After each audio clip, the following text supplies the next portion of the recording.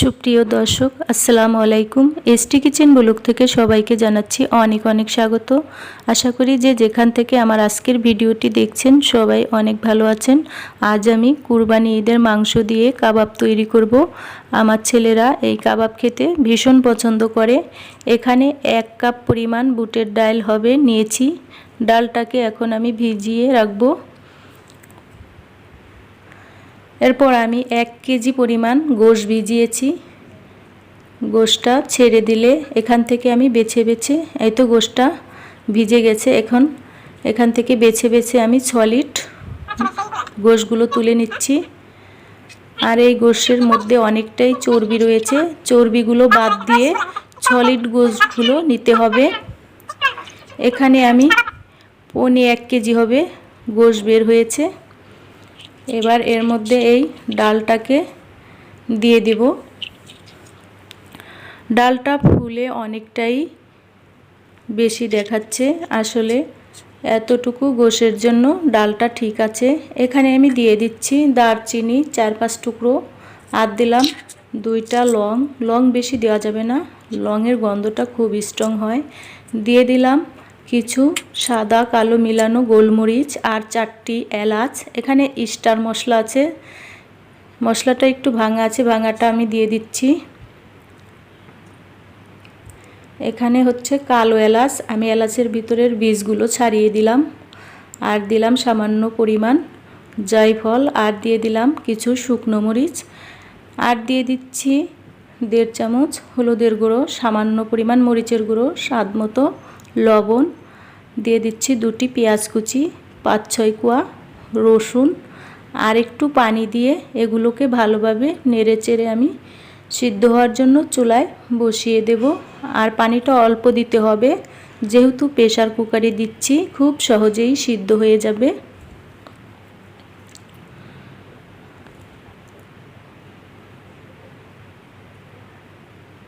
হয়ে গেছে, আমি এবার দেখাচ্ছি। পানিটা শুকিয়ে গেছে। এবার পুরোপুরি শুকানোর জন্য আমি কড়াইয়ের মধ্যে ঢেলে আবার একটু জাল করে নেব।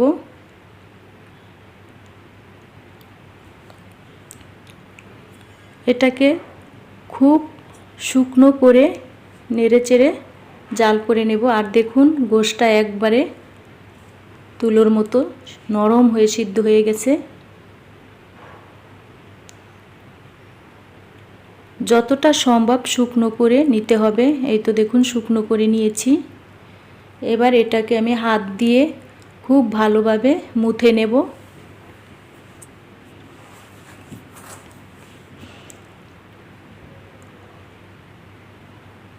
একটু সময় নিয়ে হাত দিয়ে মুথে নিতে হবে। আর দেখুন কতটা আঁশযুক্ত হয়েছে।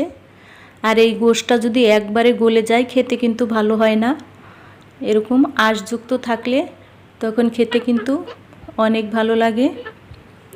আমার ছেলের জন্য একটু রেখে দিলাম, ও বলছে ভাত দিয়ে খাবে।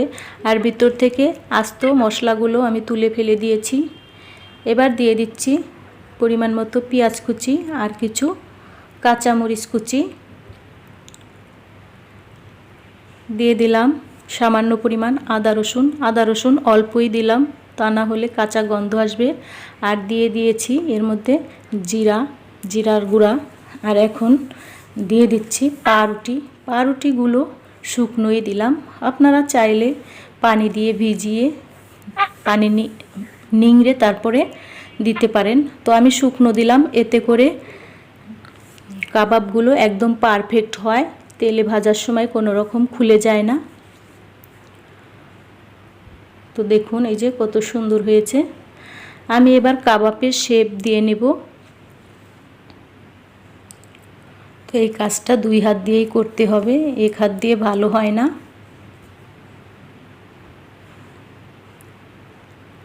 এই তো রেডি হয়ে গেছে একটি কাবাব। এভাবে করে সম্পূর্ণগুলো আমি কাবাবের গোল গোল শেপ দিয়ে নেব।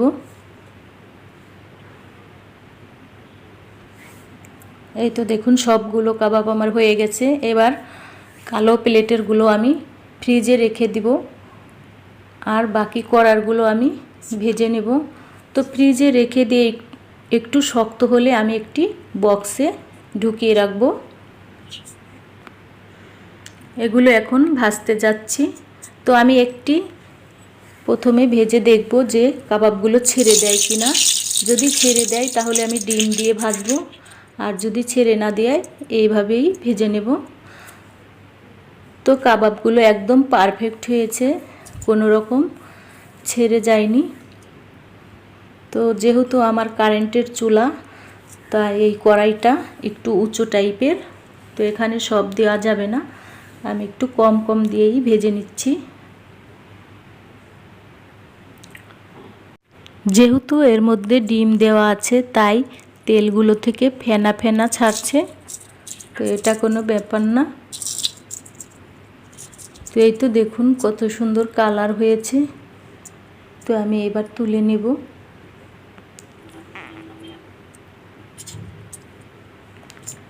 তো আমি এখন বাকি আর দুটো আছে ভেজে নিচ্ছি।